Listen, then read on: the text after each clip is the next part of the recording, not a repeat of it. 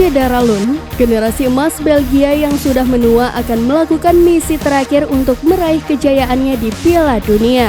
Tapi mereka harus melakukannya tanpa jimat di lini depan. Romelu Lukaku yang sudah menjadi pusat kesuksesan mereka dalam beberapa tahun terakhir. Langkah itu dimulai dengan meladeni Kanada dalam pekan pertama grup F Piala Dunia 2022 Qatar di Stadion Ahmad bin Ali Al Rayyan pada Kamis 24 November 2022 dini hari nanti. Ini akan menjadi laga sulit bagi skuad Roberto Martinez melawan tim yang tampil pertama kali di Piala Dunia dalam 36 tahun terakhir yang pastinya akan memberikan kejutan.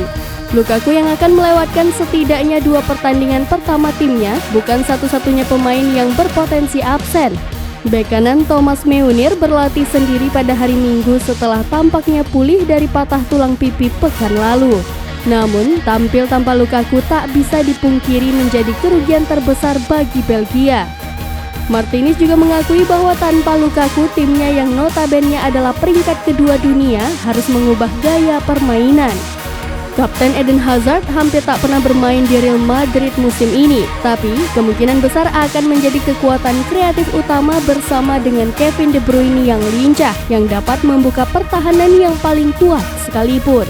Gelandang Manchester City ini akan menjadi target para pemain Kanada untuk dimatikan pergerakannya. Jika dibiarkan leluasa bergerak, gelandang maestro ini bakal menebar ancaman.